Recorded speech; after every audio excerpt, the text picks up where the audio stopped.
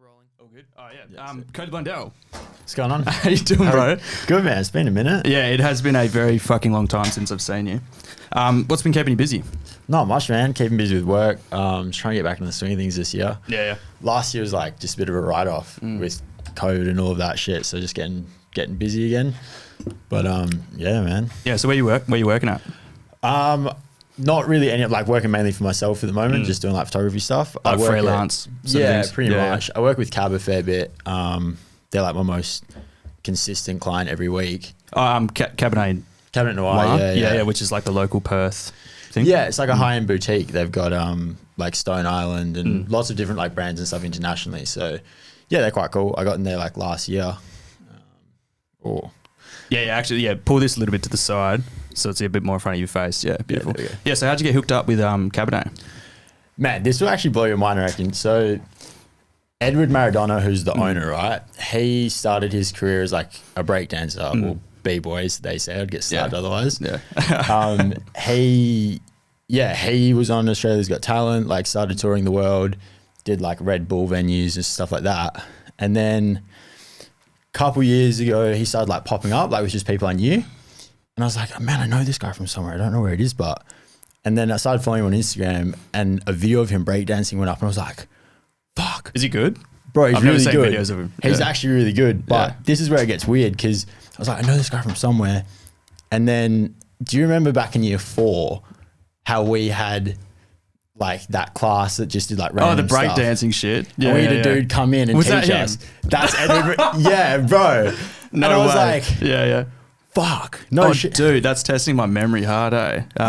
With like Ryan Jovich and all that. Yeah, no bro. shit. Like the whole little like dance. So like that's how I knew him. And wow, that's crazy. Yeah. So I was like, I was with a friend on New Year's Eve who knew him at the time. And I was like, I ran into him and we were talking. I was like, man, this is going to sound really left field if I'm wrong, but like, did you come to Christchurch in year 4? And he was like, yeah. And then that's how that whole So you just recognized started. him? You just recognized him for some reason? Yeah, like I'd seen him out and about and stuff. And I was like, I know this guy from somewhere, man. Like it's really like testing me.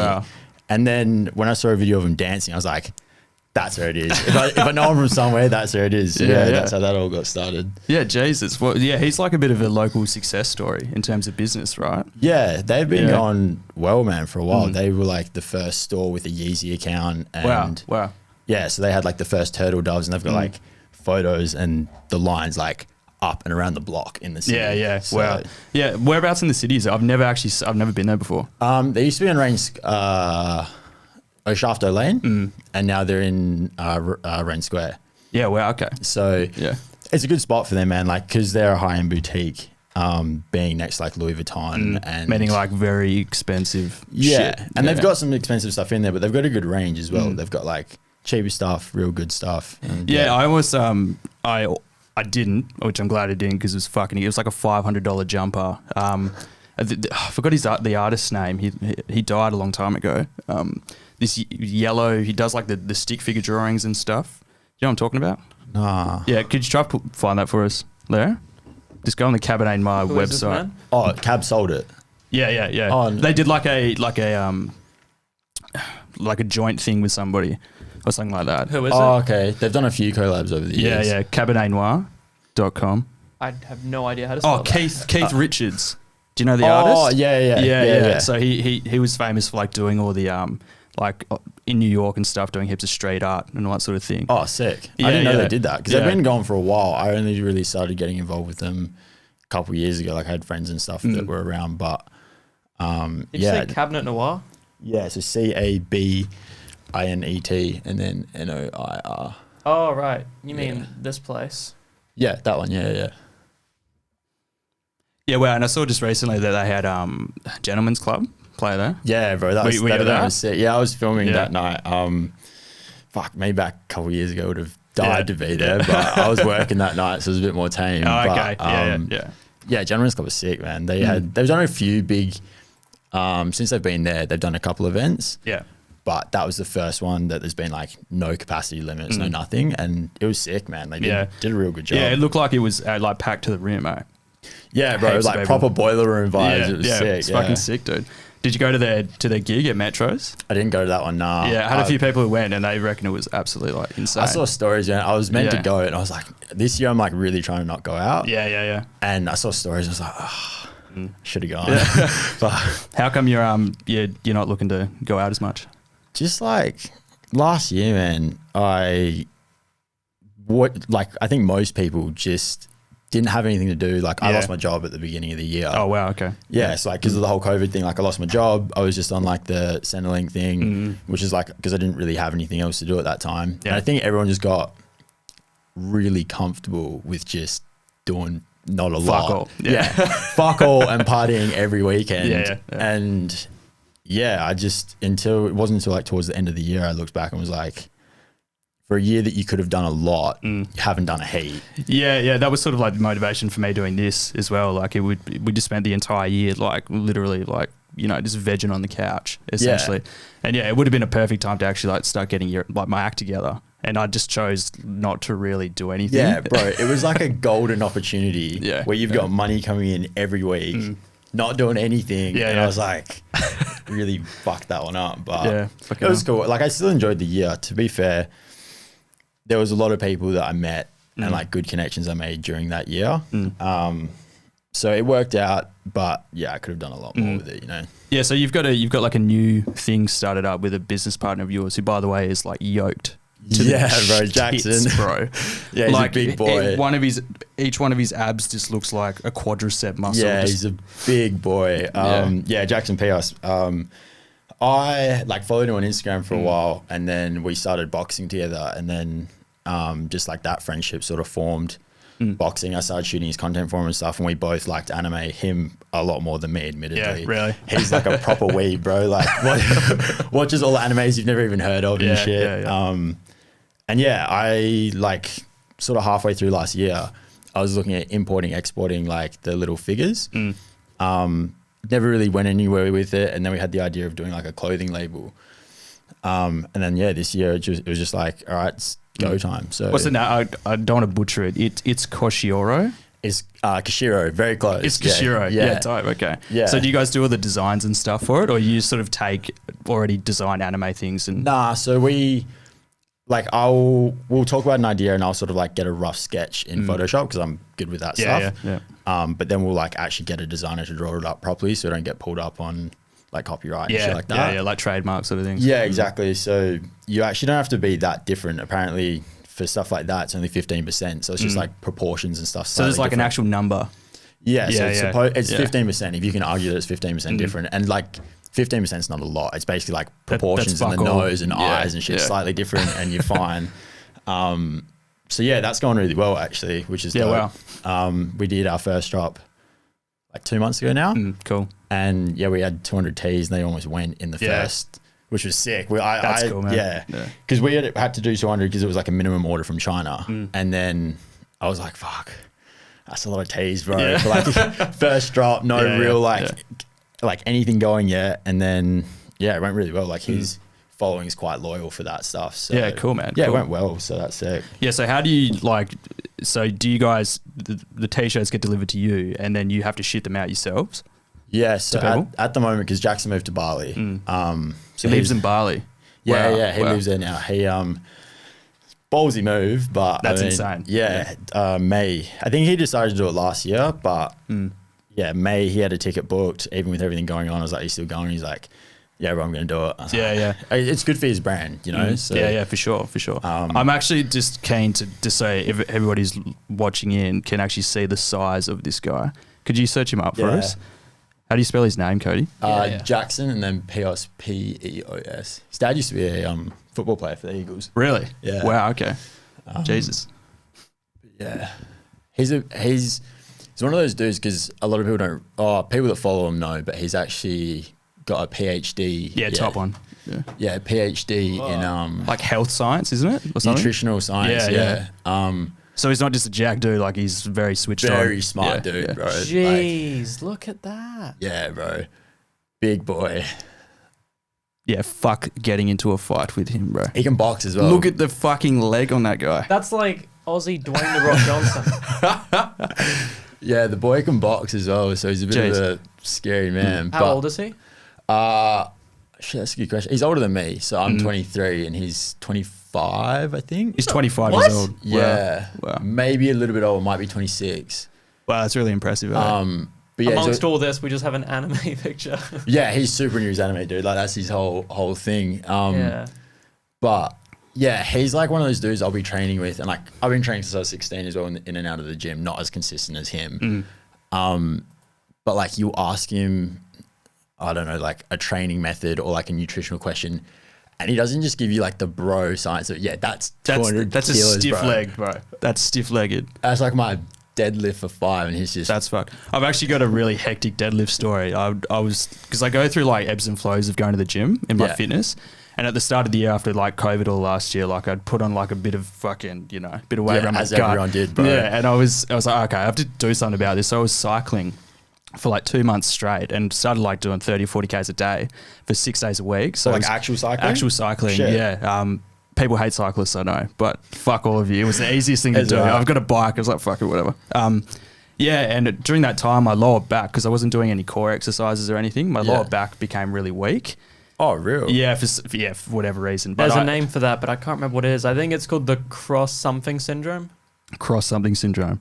Think I so. definitely got that. Because Yeah. Whatever that syndrome is, I had it. Because I went to the gym after 2 months of cycling consistently, and I was like feeling pretty strong, like hitting the bench, like Yeah. doing deadlifts and stuff. And then after like the second day of going to the gym, I came home and my lower back just started like really tightening up. And it shit. spent like 6 hours just on the floor, like progressively getting worse, making noises like I was giving birth to something. It was fucked, dude. And then at like midnight, I had to get my dad to take me to the hospital and spend the night in hospital. What did they say? Yeah, because well, they reckon, like they told me, because I told them about like the cycling I was doing and stuff. Yeah. And they were essentially like, yeah, like because you haven't been doing any core exercises, because you bent over like that on a bike, like Yeah. your lower back's just become so weak that as soon as you've put any sort of strain on it, like it's just sent you back into the shadow realm. And it's pretty fucked, man. dude. Yeah. I used to have like lower back pain is the worst thing as well, it's man. fucked. Like yeah.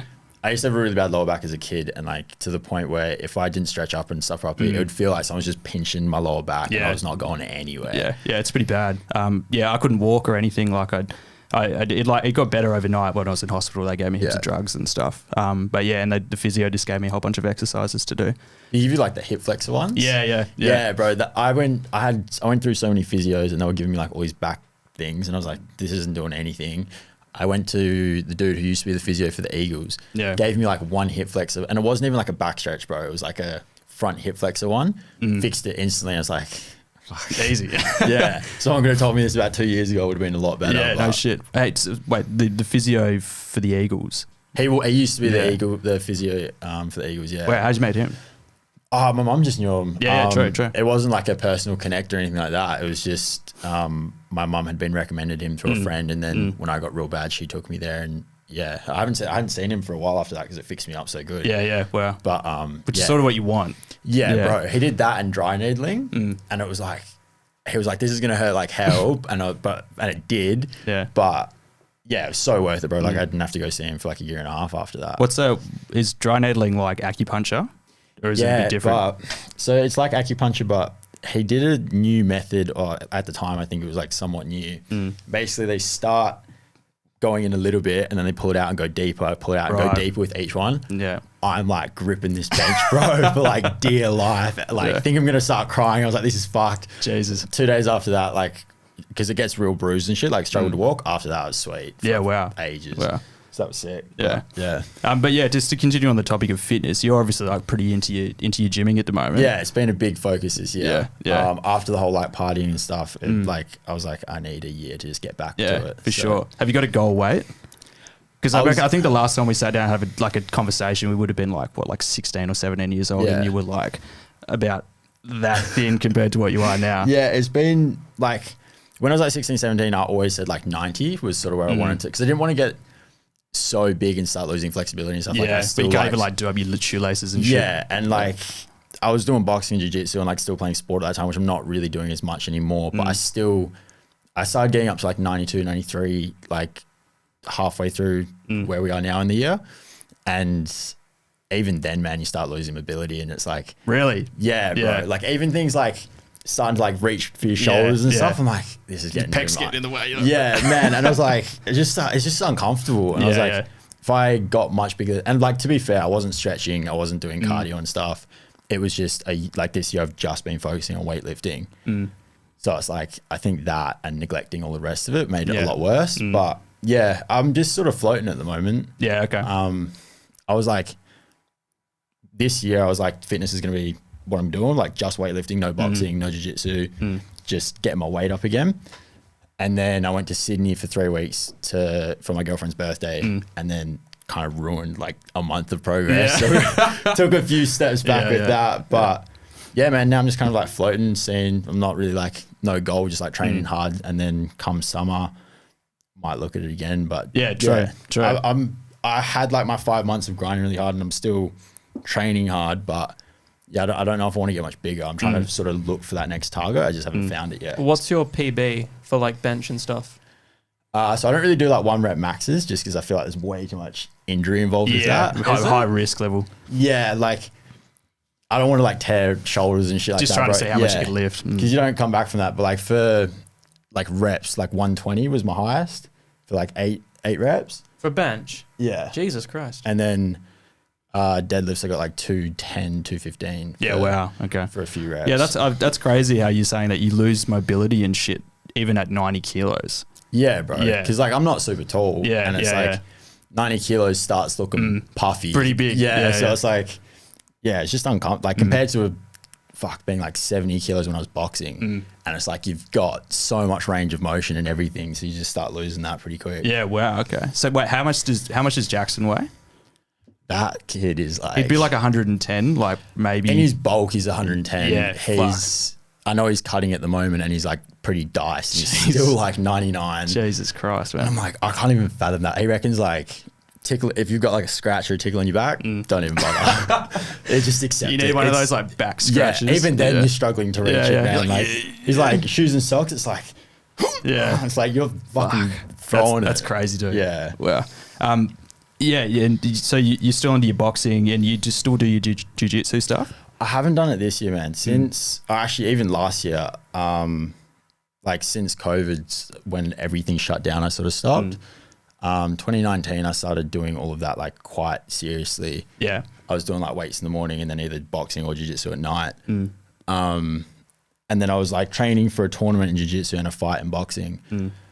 I did the tournament for jiu-jitsu and it was like such a wicked experience. And then after that, just kept training, wanting to get better, but then COVID happened and then fall into that big cycle. Yeah, okay, right. So it's like, and then this year I hadn't really wanted to go back into it. For some reason, my focus was just on weightlifting. But that was a good year. It was a hard year of training. Yeah, okay. Yeah, I don't know. There was just a lot of stuff going on for me that year, and that was sort of like my rock through it all. So that's like my thing. Gave you a bit of structure. Yeah, it was just like 2019 was like probably one of my not great years. Yeah, okay. Just like had a lot of shit going on. And for me, like training was like that 1 to 2, even 3 hours a day where I was just thinking about nothing else. Yeah. Really just, in the moment sort of thing. Yeah. And it wasn't even like, I wasn't like training like, oh, I want to fucking hurt people. Like, it was just like, that's 3 hours where I'm thinking about nothing but that. Everything else that's going on doesn't matter. So it's like that. Almost like a bit of a therapeutic thing, really. Yeah, 100%. Like I've done it before, like going to therapy, and it's not for me, bro. Yeah. Like if I think for that stuff, it depends if you've got the right therapist. I feel like you really have to have a connection with that therapist. For sure. To be able to talk to them. It's not just like you can walk into any therapist and they help you. Well, yeah, it's like any relationship, I guess. It takes time to build up a relationship. Yeah. Yeah, because like, I remember saying like ages ago, I saw a psychologist for a bit. And yeah, like you sort of see him once and then it's like, oh, I really don't want to do that again. And then you slowly like after you've been seeing him for like a year, you almost become like friends in a way. It's a bit bizarre. See, I never got to that point. I don't know why. I think it was just, I went in one day and I was just, I never went back to that like, oh, I don't want to do it again. I just was like, well, tried that. Let's try something else.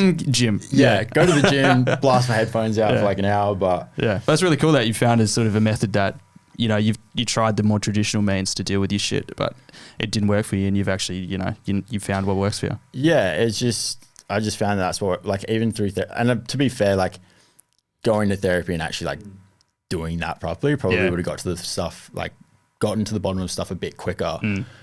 But at the same time, dealing with, if you can manage to deal with it yourself and find your own way of soothing the problem, I feel like that gives you something. Yeah. You probably get it from therapy as well, because they've still given you the tools to deal with whatever that is. But like, if you can get there on your own, it's like you've already got that game plan in your head. Yeah, and I guess it would be more of a psychological confidence boost, really, because you've really taken it upon yourself to do it yourself, you know, instead of relying on outside it's like help. You've done it once, it's like strap up, do it again. Yeah. It doesn't matter what it is, it's like still the same like stuff's gonna work to an extent, you'd hope. But yeah.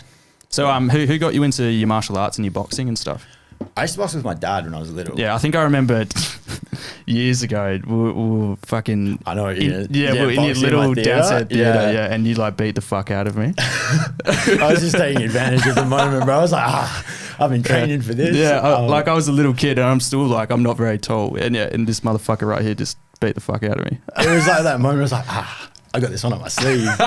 But my dad used to like, not serious, my dad used to box quite a lot, and because he's a pretty big guy, like tough sort of big dude. But him and his mates like started boxing like quite seriously for a bit, and then I don't know, when I was like not super young, we're probably about 7-ish, he used to just start taking me on the pads and stuff, and then I think having that very early on sort of already had that like not natural, but like already had that technique there. So going back to it when I was like 18 was just a lot easier to pick up. Oh yeah, because you've already got the muscle memory. Yeah, exactly. Yeah, you've already got like those basics that you don't need to think about in the beginning. So that was really cool when I started doing that. So yeah, wow. So what are your thoughts around the whole like Mayweather and all these Instagram douchebags doing? I mean, they're good people. To an extent. What are your thoughts around that? Do you think that's a bad thing for the sport of boxing? Honestly, I think it's a little bit insulting. Right. Okay. Especially the Mayweather one. Like, where he got paid like $100 million or something. Yeah. So it's like the ones where it's like TikTokers versus YouTubers and shit. Like, I don't really have an issue with that. Like, you want to get in a ring and fight, do it. You're going to make a heap of money. Like, I'd probably do it too. But like the Mayweather one specifically, like, there's a lot of dudes, bro, that like deserved that fight. Oh, for sure. Yeah. And it's like trained their whole lives. And then some YouTube kid, he's not just a YouTube What's kid. this called? I'm going to look it up. Floyd Mayweather versus Logan Paul. Yeah. Oh, right. Yeah. But no, it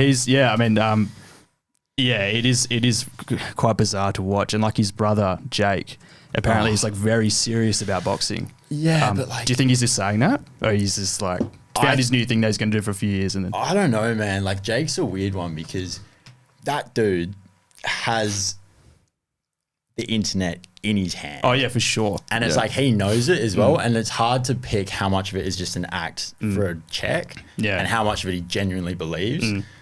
I think the fight with Woodley was going to set him back a little bit, though. I really hope Woodley puts him on his ass because his head is just going to explode, bro. If he beats like an ex-UFC champion. Yeah. And they're in the boxing ring, not in the octagon? They are boxing, it's not MMA, but... Yeah. Just feels like a pissing contest a lot of the time.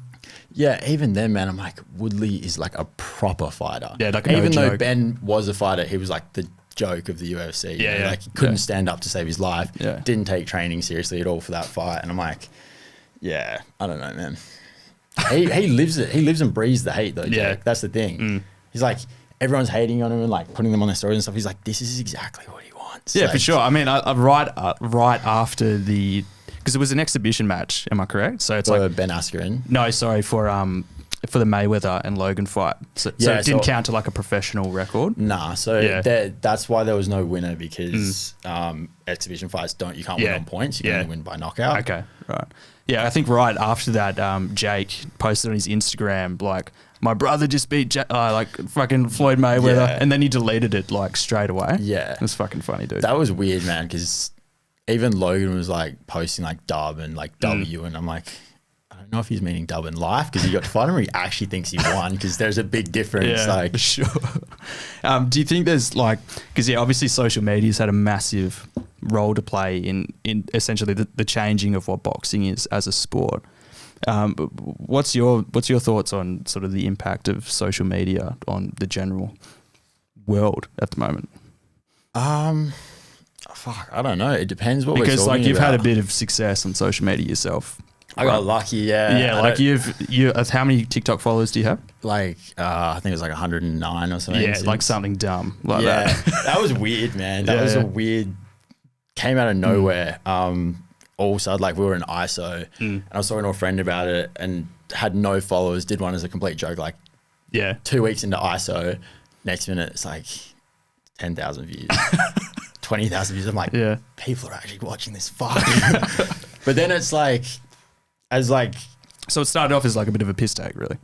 the first one, it was like just about a complete piss take, and then it like it's not even up there anymore. But like that first one just started going through the roof, and I was like, oh, okay. And then someone mentioned to me like, there's actually a lot of business on TikTok. And I was like, oh, okay.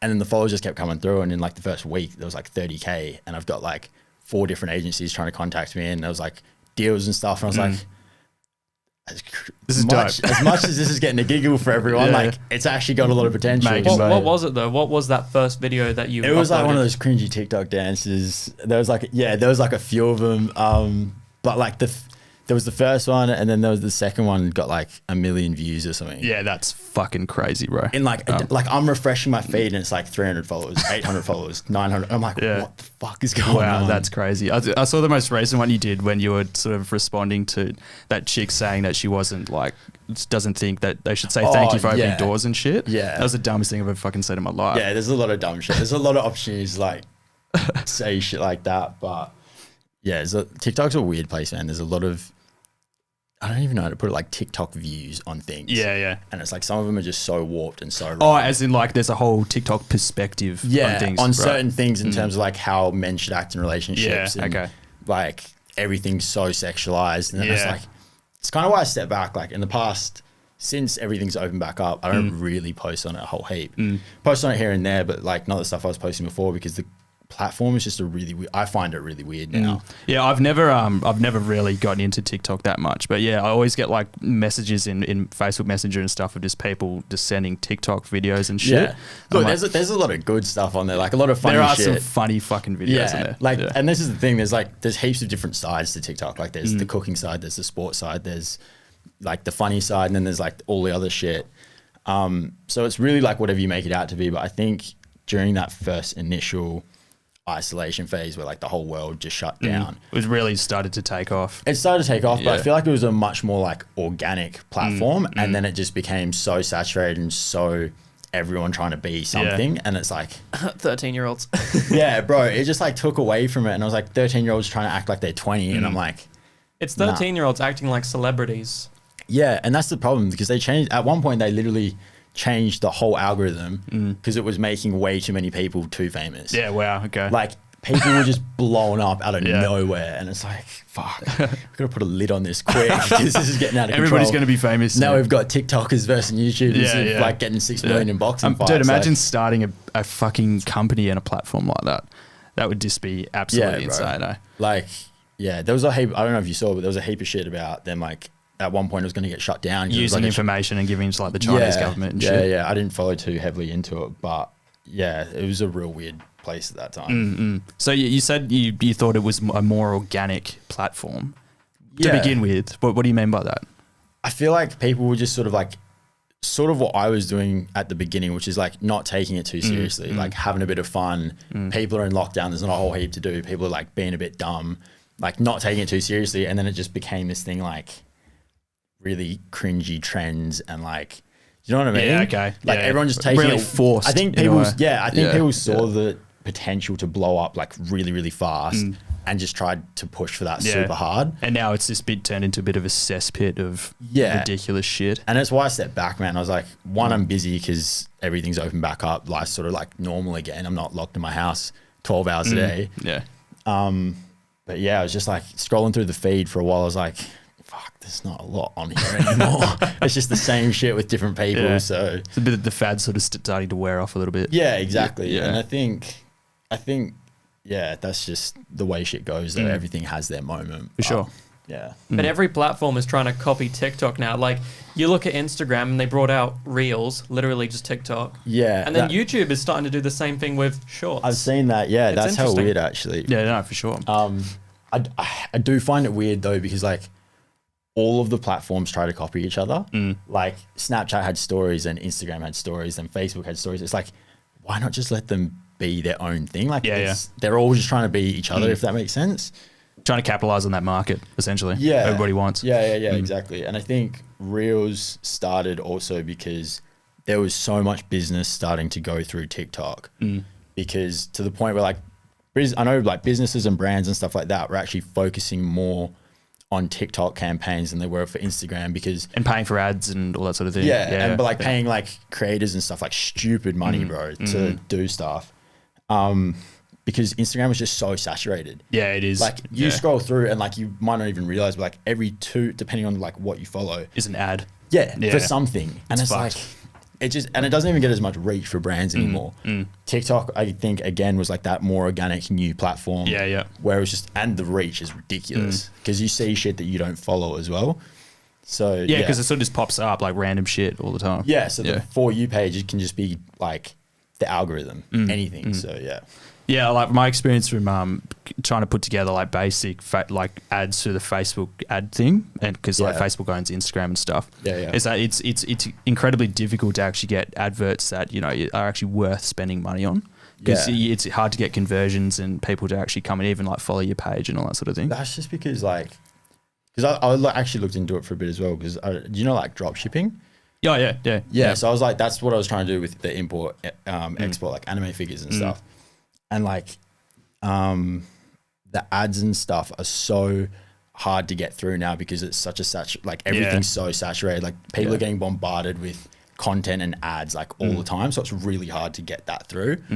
And even actually make it worthwhile spending the money to be able to do it, really. Yeah, exactly. It's not really cost effective. And there's like a lot of those Facebook ads and stuff, which I think is just like the general vibe towards them now.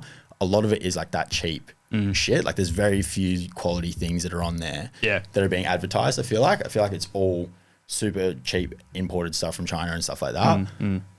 So trying to stand out and not become a part of that is really hard through Facebook now, which I think they realize, but they just don't know how to combat it. So yeah, okay. So how does you're talking about brand endorsements? How often do you get hit up for them?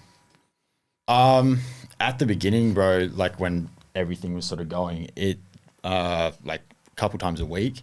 A couple times a week? Yeah. Jesus. But like, were they like legit big sort of companies? Yeah, like Cotton On, ASOS. Wow. I'm working with Factory at the moment. But yeah, there's a lot of like random ones as well.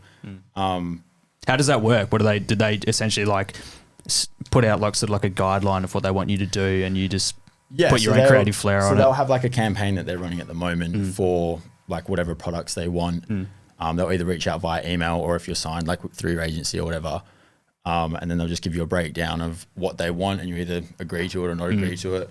And then it's just like you've sort of the best ones are the ones that you can sort of do your own thing with. Yeah, I was going to say, so like, does it vary? Like, are some really strict on what they want you to do? Some of them are super specific, like basically word for word what they want. Wow, okay. Those ones suck. Yeah. Like you feel like you had the whip of somebody and it's else. just like you can tell in those videos that it's not you and it's not. Yeah. So did you do a few videos that you were like that? There was a couple, Okay. And it was just for a bag. I'm gonna be completely honest. Like, yeah, man, my money. Yeah, it's like, you want to pay me that? Sure, absolutely. But it sucks because you can tell. But yeah.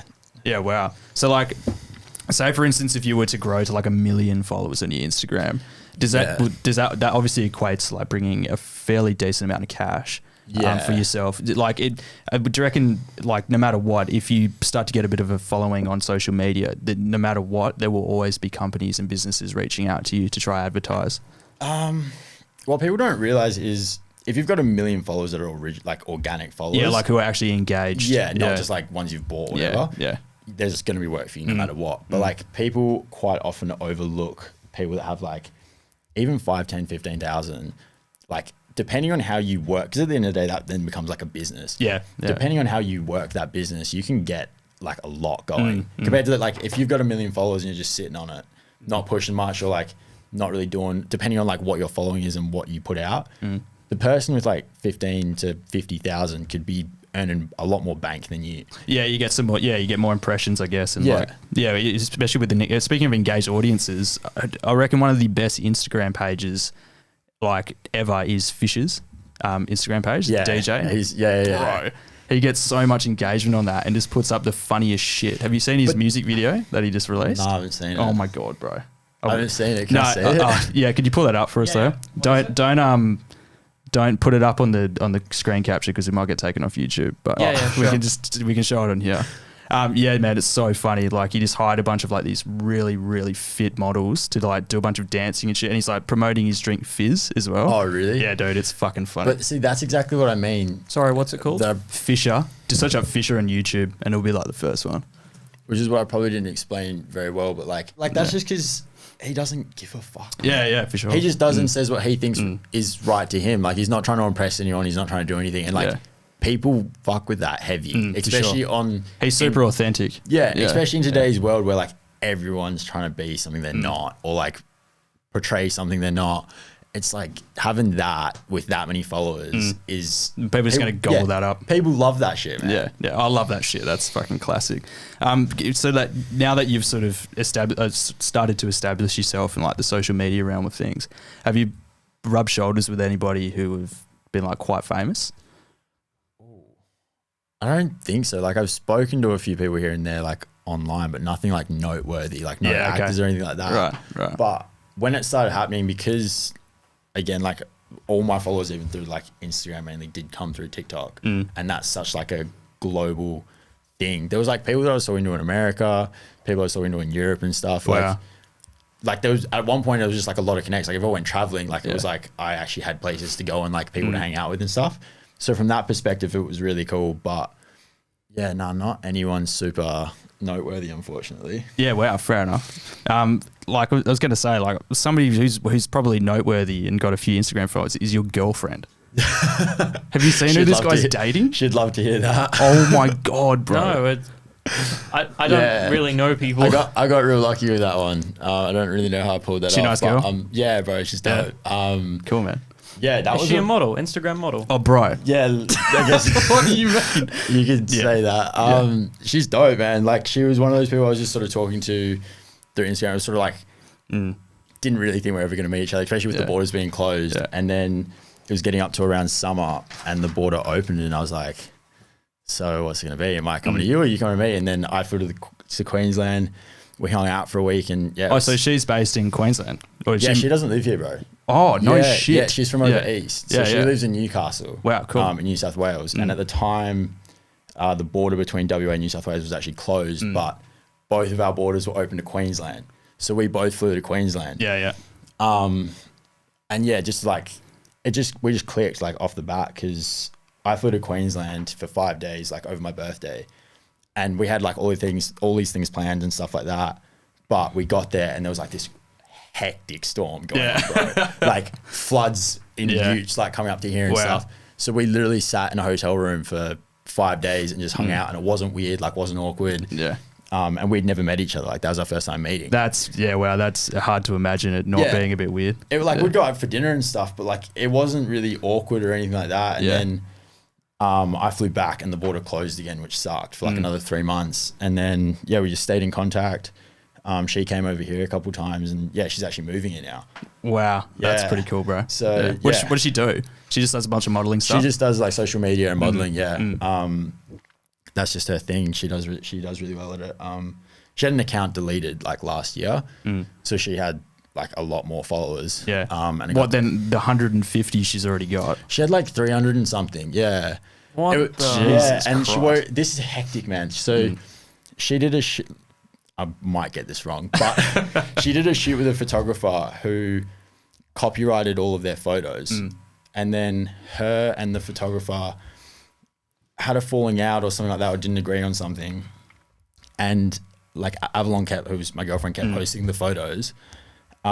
And But she technically didn't own the copyright. yeah, but she too. was, I don't understand how that works though, because she was in them. Yeah, it is a bit of a bizarre grey area. So I yeah, guess. she kept posting them, and then she woke up one morning, Instagram and just like deleted her account, gone, like Wow. nothing coming back for copyright infringement. That's and she was pretty like, fucked. "This is my, I worked so hard to build this is Yeah. like my job, bro." And I was like, "That's heavy." That is fucked. So yeah, and then she just had to. I mean, a lot of people, once you've already got that following, there's a lot of people like already familiar with your name. For sure. So I think it was a lot easier, obviously, to come back rebuild. from that. Yeah. But Well, yeah, I can imagine that, like, because that's obviously, if you spend a lot of time on social media, building up a following, that essentially just becomes your sole source of income in many ways to get yourself out there. well, that's all she does for work. Yeah. So it's like, that's her livelihood gone for a period of time. But yeah, so she was fortunate enough, like, because when that happened, I think she was thinking like, I don't know if I can be fucked. I might just get a day job. Yeah. And then I think the idea of a day job actually kicked in, and she was like, Yeah. I'd rather be doing what I was doing. So yeah, but yeah, she kills it. She's, and it's good for me as well, because it means like I'm a little bit like locked up here at the moment with work and stuff. So she's actually moving here, so hopefully this month if we get approved for this place, and then yeah, we'll chill here for a year, and then I want to end up in the Gold Coast for a bit. Yeah, true. Just What's drawing you to the Gold Coast? I've always wanted to go over east, like before the whole Yeah. COVID thing. Yeah. I wanted to go to Canada originally for like a ski season.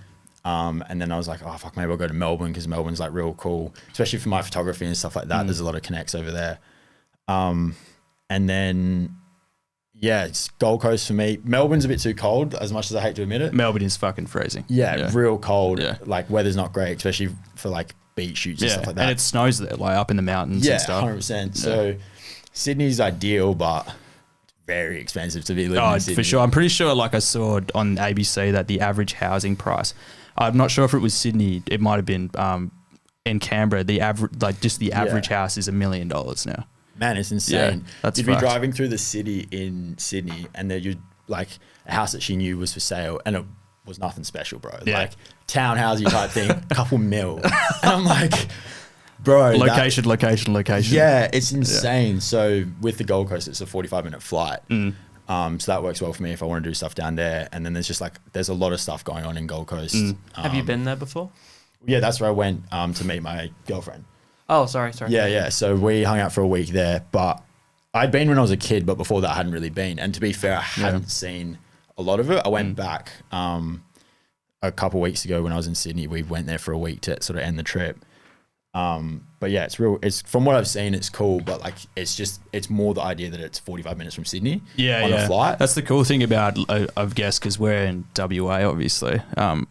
The cool thing about living over east is that everything's sort of like, even like driving distance in many circumstances, which makes life a little bit cooler. Sydney to Gold Coast is only like 8 hours, which is a long drive. But like, it's and you live in drivable. Perth, and like Sydney's like a 3-day drive away. You got to pack like lunches and lots of food and tobacco and alcohol to get you through it.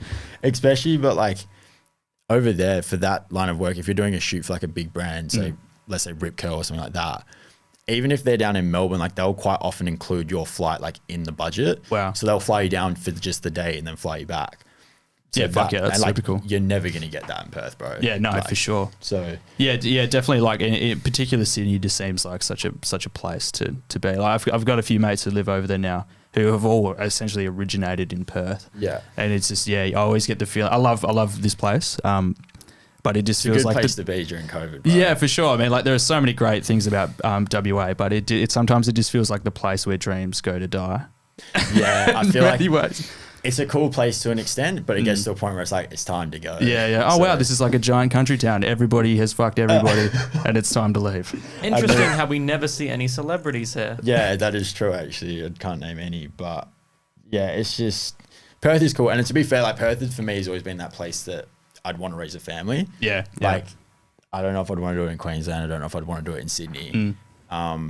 But yes, like I definitely wanted to get out for a good couple of years, make some sort of way in my career, and then bring it back home if I can. Yeah. But yeah, so see what happens with that. That's why I'm going to Canada in 2 years. Hopefully, Dude, you bro. know Milky's been living in Canada for I don't know what that kid's doing. fucking, Bro. I'm pretty sure he has like a beard and like he just he lives off the land. Because he came back because his visa ran out. He came back for like, it was like a couple days, bro. Yeah. Came back for like a couple days or a week or something just because he had, oh no, it wasn't his visa. He had a flight booked home that he couldn't change. Yeah. So he used it as an excuse to come back, see his parents and stuff. And then he fucked off again and I haven't seen him. He just drives been around. eaten by a bear. Yeah. Bro, he drives around in a caravan, skates the hills and snowboards and just is chilling. Yeah, dude, he looks like he has the dopest life. He's like tattooing people and shit. I seen that, Yeah, He's yeah. actually a good, he's a hell good drawer. Hey, So he's when I cool, saw man. him- He's really creative, eh? I still wouldn't let him tattoo me, bro. Yeah. Like, Oh. I'd let him tattoo me, but like, you see his story and there's a dude just like with his arm out, some stingy ass towel, beers and shit everywhere. yeah. There's like a Yeah. I'm like, that's an infection. waiting to Yeah. happen. That's not sanitary. Yeah, at that's all, dude. not. That's not applying by the guidelines at all. for a tattoo. No, I'd love to travel to Canada. Like, I've also had a few friends who have lived over there and have gone and come back, and they said it's great. Cocaine's really cheap, which is Always a perk. tourism over there. Yeah.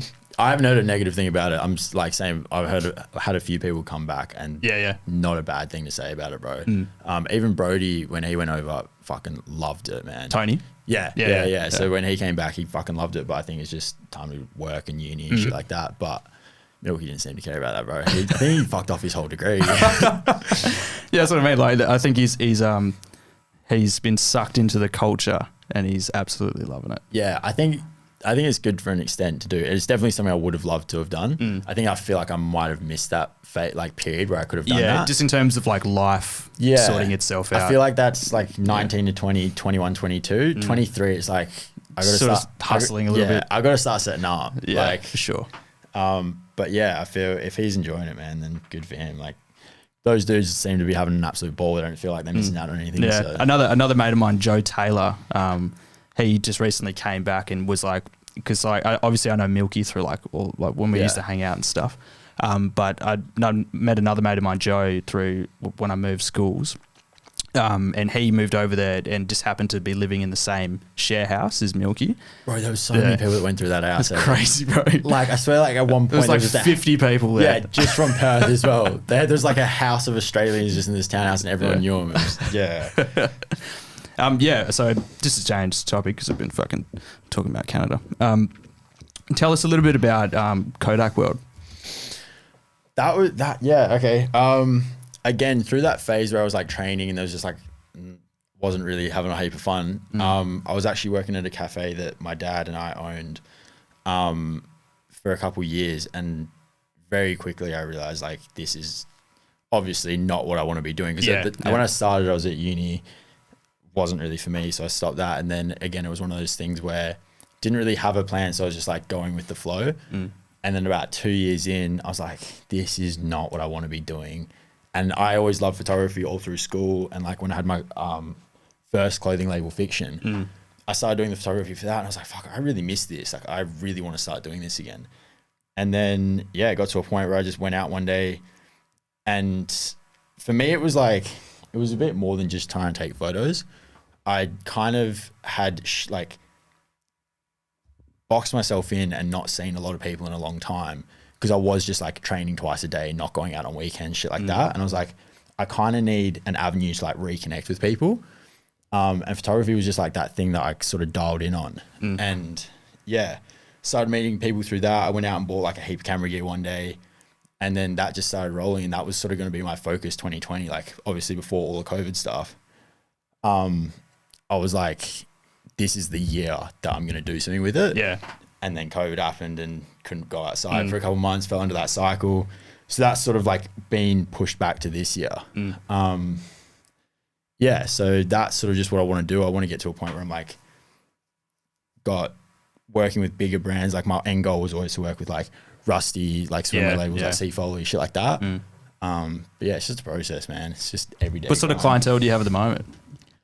I'm getting a bit of like just small business and stuff like for gyms and stuff like that, because I was shooting Jackson for a while, which was completely left field for me, like not really something I was shooting. And then I started getting like, because he's got quite a big following, so I started getting some reach with that. Started doing some gym stuff, then that sort of went into Cab, and then I started doing some stuff for Cab and like some smaller brands. But like I shoot for individuals as well. Like obviously a few girls here in Perth. I haven't been fortunate enough to land anything like a laundry company or anything like that. But that's sort of like the end game for me. Yeah. Have you thought about doing anything to do with film, like filming stuff, and also? Yeah. So I'm starting to get more into video. Yeah. Videos. It's such a crazy. It's probably film is probably one of my favorite creative mediums. To be brutally honest. Yeah. No, because film, I feel like a camera is a lot easier to get what you're trying to get across. Film, instead of like a still photo. Is that what you mean? Yeah. So like like photos, still photos is just a lot easier to point and shoot. Yeah. You can't do that in film. It's like there's so many technical things behind it to try and get what you want to get across. It's really interesting, man. It's like and like even the way you set up the light is lighting. right. Yeah. Like moving a light in a room can change the whole feel. Yeah, that's actually a really interesting topic that you've just brought up, because like before learning the basics about film and filmography and cinematography and all that sort of thing, I had zero knowledge about the impact of lighting and how insane it is. Like I was watching Inglourious Basterds last night because it's a fucking dope movie. And after that I was looking at the behind the scenes shit, because I was like, I get so caught up in the storyline for that movie. And just looking at all the many different lights and all the different positions that they're in like Tarantino sets and all that sort of thing, I'm just like, holy fuck, like the majority of like the shot and how the shot looks is based off of the lighting. Yeah, 100%. And you've even like, I can tell you've even like watched videos and stuff because of like the backlights and that light. Yeah, but it's insane, man. I watched the video because originally like I always knew I wanted to do video, but then I started. Like photography was sort of the thing I wanted to get going first, obviously, because it's a bit easier. But then when I started getting into video, like you start looking into the lighting and stuff, and I watched a video of a dude, and he takes a scene of a dude in a thing, and all he does is move around a few lights, and it goes from like this dramatic, like hectic, soppy scene to like this really flat, boring like image. And I was like, he's literally moved 2 lights. Yeah, and like hardly adjusting the camera. Like that's what many people don't understand is like you could buy like a really, really dope camera, but if your lighting's off, like it's gonna look like a flaccid fucking piece of shit. There's that many videos on YouTube of a dude with an $8,000 and they do like the $8,000 camera versus like $100 camera, and it's like the pro versus the noob. This one kills it every single time. Because you don't like, this dude doesn't know how to use the camera for one, but like the camera is only going to help you if you've got your scene right. Yeah, for sure. So you know what I mean? Like, and that's what I mean with photo. If you've got a really good camera and your photo's not great, you can change the lighting in post edit a fair bit. You don't have that much room in a video. Everything's a lot more baked in and a lot harder to get. Yeah, especially when you've got different shots and you're trying to put them together, like you're trying to make everything look even. With photo, you can sort of rock up to a shoot and to an extent wing it and just get your shots. If you try to do that with video, man, you go to put it into Premiere and it's just not making any sense whatsoever. It's like 1 minute he was here and now he's like on the other side of Perth. Like, how the fuck did this happen? It's like you've got a storyboard. Yeah, you've got to have a story going, otherwise it just makes no sense and the person watching just gets so confused. Yeah, I've always sort of compared the use of cameras and stuff and like the quality of camera which you buy to buying microphones, because like my audio background, like you can have like a piece of shit $200 microphone, but like there's so many different aspects that will impact your audio qualities.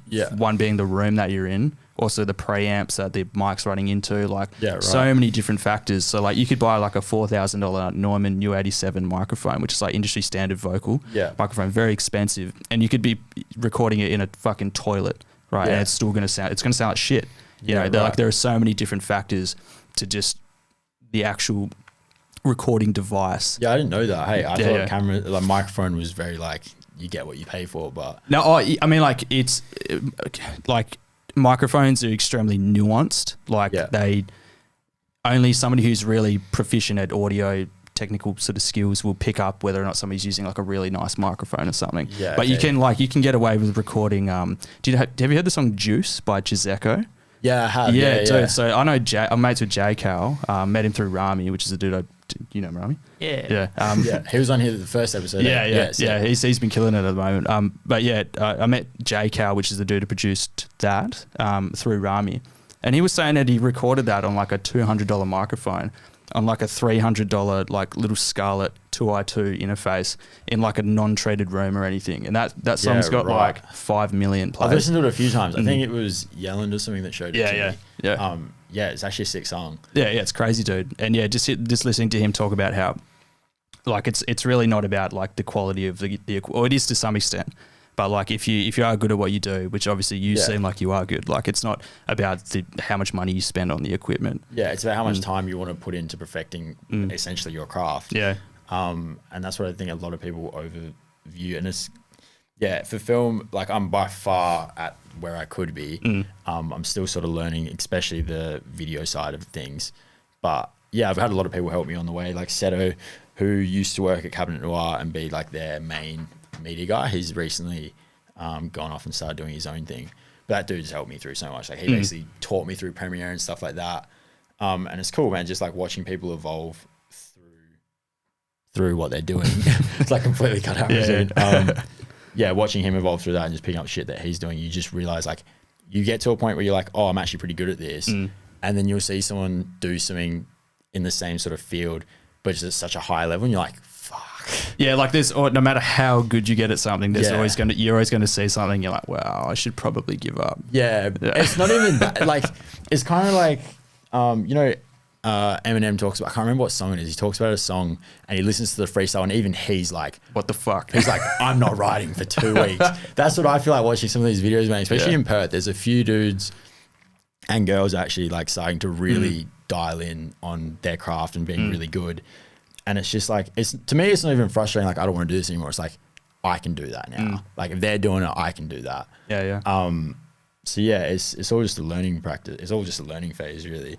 Yeah, I saw the promo video he did for, I think it's Taylor Morris's. Yeah, thing. his drift car. Started up his own like workshop or something like that. Yeah, so he has Pristine Perth, which is like detailing company, and then he just started a garage as well. Yeah, wow. Could you look that up on Insta for us? Yeah, sure. What's it called? The video or his thing? His new thing. So it's called hold on. Something Garage. So it's Perth Pristine is the detailing company. And he runs that, does he? He runs both, yeah. I'm not sure if they're both doing the same things or two different companies. The video that you did with that was so sick. Was that an R32? On Gate Garage, yeah. On Gate Garage, that's it. Perth Pristine. Yeah, but On Gate Garage is the actual garage where he's starting. I don't think it's fully open yet. He's still getting engineers and mechanics and stuff. Yeah, right. Okay, so it's like legit. Like he's going all out for it. Yeah, they've got another car as well that they're building at the moment. Yeah, I think so. Yeah, click on that. Yeah, all right. Yeah, so what was the car in the video? It's an R32 that he's like completely gutted. Yeah. Basically rebuilt. Yeah. I'm such a fucking fan of cars, bro. I won't own a nice car until I've got bank, but like I find it really hard to like. That's the one there, yeah. Yeah, it was real weird because like obviously we went to school with him and then I've seen him like a fair bit since then. And then this garage sort of popped up and I spoke to him a few months ago about it. Yeah. And it's like, it's his first like project car, so there's like a few things breaking here and there, like because he took it to the track and blew the diff, like it just broke. Yeah. But yeah, so we'd been talking about it for months and then it finally got to a point where it was like, all right, we're going to do the video. And then he's building another one at the moment. I don't know what it is, but he wants to do a video for that and we're just going to get both of them just like tearing through the tunnel. Yeah. Fuck yeah. What sort of car are you driving at the moment? Just my Honda Civic. I've been driving the same car for a while. Yeah. What's your car, Zach? A Toyota. Don't buy one, by the way. Yeah. Toyota Triton. Mine's actually like, it is what it is. It's Honda CRV, but bro, that thing has been through a lot. that thing went through Nick Brennan and now it's gone through me and it has had Is that Nick's old car? Yeah, so I bought it off Nick. Jesus fucking Christ. I can't remember where I went. I went on a holiday and I came back and he'd bought his ute for work. And I was like, oh, that'll do for now. And then it's just sort of stuck with me for the last 3-4 years now. Yeah, I think, dude, Breno's so funny. For those of you who listen don't know Breno, he's also done his fucking skydiving license. Yeah. He's done like 50 jumps or something crazy like that. I couldn't believe when he said he was going to do that because I've done skydiving, man. So have I, man. It's fucking scary. Because I don't have a thing with heights at all. I'm fine. And I wish I still had the video, man. I didn't realize they film it all and put it on Vimeo, but it's only there for like 12 months and then they delete it. But in this video, man, it's like the whole flight up, I'm chilling, I'm fine. I'm first on the plane. He opens that door, bro, and my face is like, oh, and it takes me a second to realize and like remember I'm on camera, and I'm like, no, I'm good, and I'm shitting. Just like a bead of sweat coming yeah, in. bro. You look down, and it is like so much higher than you think. Yeah, dude. The first time I've only ever done it once. I think I was like 16 years old. Oh, and wow. that was like this. The scariest part was the door opening and them just hanging you out. And I swear to God, he was doing it just to fuck with me because I had I was wearing like these blue Air Maxes at the time, and I didn't do my shoes up properly, so like my feet were hanging out, and I was looking down, like a bit of shit rolling down my leg, and my shoes almost flew off. Like really? So I was like curling my feet up, like that. Like trying to hold on. Yeah, to I was them. like, it's all good, it's all good. But as soon as they roll you out, it's like, there's not really much you can do about it now. Yeah, it's like Will Smith actually talks about it. He has a hell good little part on it. And I he's was like, going to bring that up actually. He's saying like that first 5 seconds when they open the door is the scariest thing ever, but the next sort of 2 minutes after is absolutely bliss. Yeah. And that's like, it goes into this whole like analogy about like how that's usually like the best things in life. Usually that first initial part is like the first steps. Yeah. Ultra scaring, but the shit that comes after is quite often the best stuff. Yeah, like I think just starting this podcast has been pretty big for me because I haven't really considered myself ever to be a decent conversationalist and like I know sort of very open talking sort of person. So before every podcast I've done, I think it'll probably continue till the day if we ever stop doing this. Yeah. I always do get a bit nervous. I'm like, fuck, like I'm not gonna lie. But as soon as I like 5-10 minutes in, I'm just like, oh, this is dope. Like this is chill. Once you get that conversation going, and like something as well that I've realized, especially the last year, is I'm actually a lot more introverted than I thought. Yeah, so am I. And I think I managed to hide that really well like last year because like I'm introverted until I get a few drinks into me, and then it's a lot like I'm fine. Yeah. But even coming in here, you'll probably be able to hear on the mic, like my breath was quite short and stuff. And I was just like, I'm forgetting to breathe and stuff. But do you reckon there's a lot to do with that is to do with the fact that you are in the public eye quite a bit with what you're doing? Does that impact you? It's weird, man, because it's like yes and no. There's areas of my life where it's actually, I think it's helped, where I feel like I don't care as much. But then there's other aspects where I think it really fucks with me more. For example, like shit that I wear and stuff like that. Not that any of it's super crazy, but like there's certain things I'd wear and I wouldn't wear because I'd be worried about other people.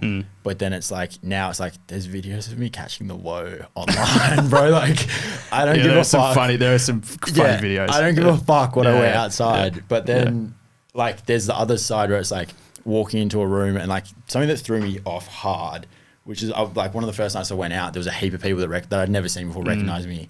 And I was like really drunk. Yeah. And I was like, that's really spooky. It's like there was videos and shit. Not like bad videos, but like I remember waking up the next morning. It was like one of those moments you wake up and it's like, oh, fuck. Yeah. Like, really questioning everything. Yeah. And it's like, I'm sure there was nothing too bad because nothing ever came up. But like shit like that does fuck with me a bit. Yeah. And it's like walking into a room, and it's like that social anxiety sort of kicks in, even though probably no one knows me because there is sort of that following there. It's like, I don't know if any of these people like know me and don't like me from that. And it's okay. So like you get a little bit worried about whether or not people actually have like a bizarre or like a negative opinion about you. And like there definitely is. Like I've come across them before and that's fine. But yeah, just like having that back thought going into places can be a bit throwing me off a little bit. But yeah.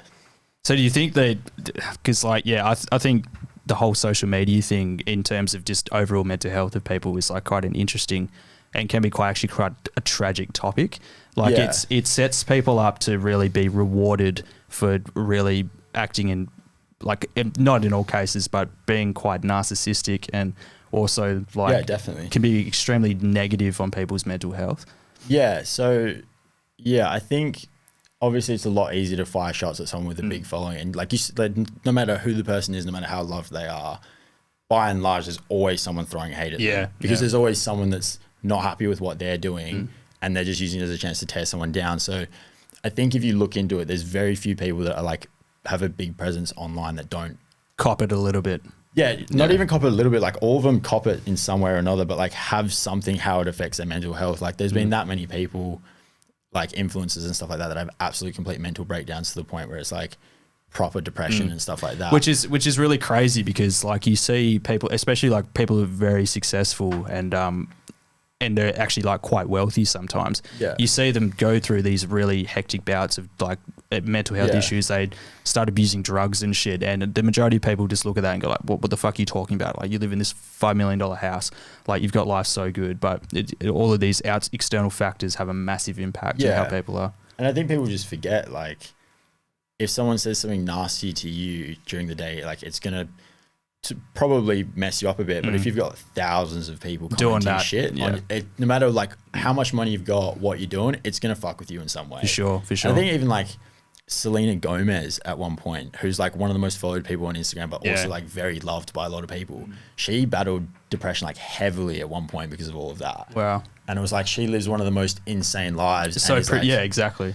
And he's like one of the more loved people on social media, and even she like copped it heavy. So it's like, I reckon, like this is probably going to sound pretty hectic, but like even being like an Elon Musk or like a super billionaire, like you're balling. Like you could go at like buying $150 million house, like in California is like the average person spending $6 on like a burger at McDonald's. It's insane. Like that's dope, but I honestly just couldn't imagine the amount of pressure and the mental angst that sort of has to go with that. Yeah, Elon Musk is an interesting one though, because I'm sure he does, but to an extent, I feel like he doesn't give a whole lot. Oh, okay, yeah. Elon's just the first person that came to my mind. No, I know what you mean. You're so true. So true. Elon's weird, man. He just likes fucking with people, I swear. Like, he just wakes up in the morning, he's like, how am I going to fuck with crypto today? Yeah, for sure. It's like, it's like the bull market can continue when I say it does. Yeah. I'm like, no! He's literally just printed millionaires by a tweet. And he's like, oh, sick. All right, and now I'm just going to take it all back. Fuck you all. Yeah, it's pretty crazy. So that thing about Bitcoin and the whole market was just like... Yeah, I mean, do you invest? A little bit, yeah. I not a heap. I've got bits and pieces, and as much as someone will probably want to slap me for this, I do like leverage trading here and there. Yeah, I think leverage trading is one of the only things I haven't tried doing it. Can you tell us a bit about that? It's basically like I don't understand forex and stocks super well. Forex as in like currency trading, legitimate stocks and stuff like that. So I don't really, but there's like options and contracts, which is basically betting against the market is the simplest way I can put it. Leverage trading is basically the same where you leverage your position. Oh, I'm going to fuck this up. Leverage your position with like, by essentially borrowing money so from. you're on margin. That's not your money, essentially. Yeah, pretty much. So you borrow money from the whatever exchange you're trading on so that like you've got more to play with. But at the same time, it's not like holding a stock where if it goes down in value, it's devalued. If it goes down to a certain point, the exchange takes that money from you. So it's essentially like... Which is called being liquidated, I believe. Yeah. So, but yeah, it's essentially just gambling at the end of the day. Like you can be very educated because it's what my dad does full time now. So he's a trader? Yeah. Wow, yeah. So he's been on the Bitcoin train for a while. Like true. 2014, 2013. Wow. That's like Gandalf level Bitcoin. Yeah, bro. So he was onto it early, and I remember at the time, I feel like such an idiot for saying this. I remember at the time, it had already done like a relatively big pump. So I remember looking at it back on the day when there was like the dark web and shit, and it was like Silk Road and all that. Yeah, it was like $200 for a coin. Yeah, and then in 2015, I don't know what it was. But I remember saying to him like, oh, I think that train's like gone. Yeah. And then he's just held on to it, and then it went, and then it dumped again. And I was like, oh, well, that's that. And he's just sort of stuck with it. And then last year he retired from selling houses, and he just trades now. Wow, that's insane, dude. Because your dad, he moved to Spain for a bit, didn't he? Yeah, your dad's a crazy dude. Yeah, he owned a Ferrari at one point. Like, I remember that. That was a fun period of time. Yeah, he had a few fun toys. But yeah, he bounced to Spain for like 2 years, and then came back, and just sort of trying to reestablish in Perth. Because I think he came back because he was chilling in Spain and obviously can't work over there. And at that time he wasn't trading or anything like that. Came back and got into real estate and stuff like that. Did that for a few years, and as well as the bakery. So we ran that bakery cafe, and now he's just and now he's just, fuck it, I'm trading. So I'm sitting on my chair and I'm trading. Well, that's really like the goal. Like, I mean, I've made a few successful investments over the last couple of years, which have like planted a seed for something I feel like will be pretty huge. Yeah. And I think my goal will be probably like by your dad's age to just be like, I'm just gonna trade. Yeah, but just chill out, bro. The scary part is, bro, with crypto, it's not even like if you get the right coins at the right time, it can be insane. Game over. Yeah. Like it's proper game over. So yeah, I've been fortunate enough, so he's been able to teach me bits and pieces. And yeah, at one point I was like doing pretty well with it before the whole market tanked. And then it was like So when I say you can make an educated guess for people that like don't trade, there's like trends and patterns within the stock market that apply to Forex and crypto. Like they're not guaranteed, obviously, but like a lot of them play out. And this is where I started finding it really interesting, is because I kind of knew about these patterns, but I was like, no one fucking knows what the market's going to do. Like, Not even Warren Buffett. yeah, no one knows. Yeah. But like, you look at the stock market and there are these trends and patterns. And then the thing that got me hooked was there's this thing called like spider lines. And there's a dude called Crypto Face who's like the most insane trader on YouTube, made $1 million in like 24 hours and set the world How record. much? $1 million USD in 24 hours. What's his name? Crypto Face. Could you search it up there? Yeah. Crypto. I've never heard of them. Crypto face. Yeah. He's this dude. He lives in Dubai, man. He makes Living that Dubai life. bro, hundreds of thousands of dollars just, and he's like one of those absolute freaky, like genius kids. Yeah. And he sits there and he's like trading with 700K of his own money. That's fucked. In a trade while he's playing League of What's Legends. it? Crypto life, sorry? Crypto Face. Oh, crypto face. Whoops. Yeah, on YouTube. League of Legends. Bro. It's like, just lost $1 million, whatever. Yeah, he's just like, oh, fuck, that's 30K. Oh, okay, all right, well, we'll just keep going. Yeah. That's fucking crazy. Yeah, so he made... This dude? This is the guy? Yeah, that's the dude, yeah. He made $1 million in 24 hours, and then the next week, he made like 1.2 and broke his own record. Fucking hell. It's a 7-hour video. $7 million. Yeah, so because the crypto world, there's not a heap of rules still even now. Like you can't do that shit with Forex. It's highly illegal. Yeah. But with crypto, no one really regulates it. So he live trades. So you can just Wait, so you can't, with Forex, which is, for anybody listening, which is foreign exchange and stocks and stuff, you can't do live trading. Nah, fuck no. Really? No, I didn't know that. Wow. Nah, Okay. because it's like you can't tell people. I'm pretty sure even on YouTube, As in, it sort of falls under like market manipulation in a way. Yeah, because if like someone who has 200,000 followers on YouTube is like buying now, You're like pump. Yeah. and then he's just pulled the rug and everyone goes down. Okay, So it's like, so that's where but like no one regulates crypto, so you can. Do you feel like it'll get to the point where like all these crypto YouTubers it'll become illegal to do that sort of thing when the market becomes a little bit more legitimized? But like, I'm sure they will try, but it's like, how? Yeah, it's completely decentralized. That's the whole point of it, you know? Yeah. But it's like, there's a few that aren't decentralized. I'm pretty sure Binance and stuff aren't decentralized yet, but there's a heap that are. Like BNB coin, Binance coin, or the actual exchange. So there's actual exchange. Yeah. So Binance futures, I don't think they're decentralized. Which is what you use? I use Binance? Bybit, okay. which I believe is completely decentralized. Yeah. Which is What do you mean by decentralized? So it's not associated to any country. Like no one regulates it. Like runs on the blockchain. Oh, right. Yeah. So like, which is sort of like the whole idea behind DeFi or decentralized finance, is that like if you wanted to trade a stock, you have to go through a broker, then you have to go through all these really centralized systems.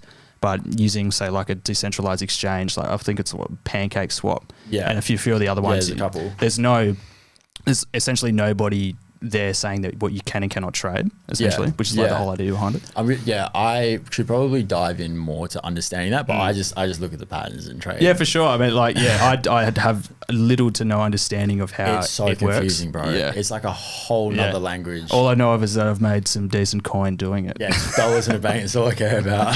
Yeah, I mean, how long were you going for there? We've been going for an hour and 15 minutes. Oh, that's not bad. Going well. It's been a good podcast. Yeah, it's weird because I was like, fuck, 2 hours, because I've seen the other ones, like 2 hours is a long time to talk, but then I was talking, funnily enough, a guy that was at the shoot I was at this morning, I was talking, he was like, podcasts are dope, bro. You just start talking and then 2 hours goes by and it's... Yeah, no, it's good fun. I'm so glad I'd actually decided to start something like this. So wait, so you were at a shoot this morning? Yeah, I wasn't actually shooting. I was actually on the other end of the camera for once. I worked with Seto. Like lifting weights? Yeah, I think so it was for a gym, S30. So yeah, I was just, he was shooting a video for them. So I was just throwing around some weights and doing some stuff for them for their new t-shirts, which was cool. It's a really cool gym, man. It's on Hay Street in the city. And they have like I don't want to say it's like F45 because I hate F45, but it's sort of like circuit training, but they've got like DJs and like sick lights, and it's like a really cool place to train. Yeah. Cool environment.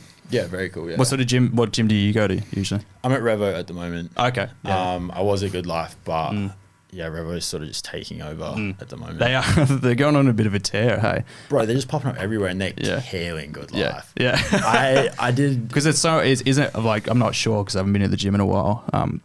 Isn't Good Life like a lot more expensive to go? Good to? Life is a fair bit expensive. I think when I was at Good Life, because I was at Good Life for like 5 or 6 years, Good Life is like $16 a week for the passport. Revo's like $42 a month. Yeah, yeah.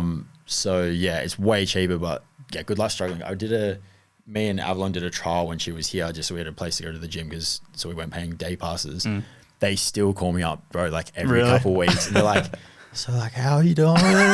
Yeah, good. I weigh like a lot. Yeah. I'm doing well, thank you. Like, I'm happy where I'm at. And she's like, so you're happy at Revo? I was like, yeah, very happy. Good. I'm good. She's like, we're actually doing the same price as them now. I'm like, that's not fuck good off. for you. Yeah. Wow. The gym that I go to is Wait, you go to the gym?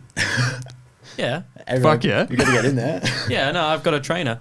Oh, sick. Got 2 trainers. But the gym that I go to is $85 a week. Do they like? What? Do they gym for you? So? Do they give you a blowjob? No. Yeah, what? Do they cure cancer while they're at it as well? No, it's because How much? like, $85. 85 a week. Bro, yeah. I was paying that between 4 gyms at one point. That's No, like- insane. I was at 4 gyms at one point spending like $85 to $100 a week on gyms. That's insane. The reason it's 85 a week is because you have to have a PT session. Like, it's not. No, but like That sounds like a scam. it's not. Yeah, It's not it sounds a. like you've been roped into it's something you not- don't actually want to do. It's not a traditional You're being gym. held against your will. It's Blink not. twice. It's not like a traditional gym because they don't even have treadmills. They've only got exercise bikes. But it's not a traditional gym. It's called the Strength Institute, which is mainly focused on strength and conditioning. And yeah, like you have to have a PT session a week on top of being a member. So membership is like $15, and then you need a PT session as well. Sounds like, yeah, fuck, man. I don't know about that. It's a lot of money. You should probably stop doing that. How are you building strength on an exercise bike? Out of curiosity. You're burning strength. Yeah, it's just a big room with an exercise bike in the middle. Yeah. Yeah. What's this gym called again? The Strength Institute. Strength Institute. I might have a look at this. See what I can find out. Are you into your cardio or are you just more weights? This year, nah, man. Like when I was doing boxing and jiu-jitsu, I had to. Yeah, like I was yeah. sort of running and stuff like that. This year, nah. Yeah, okay. Like, Vulcan.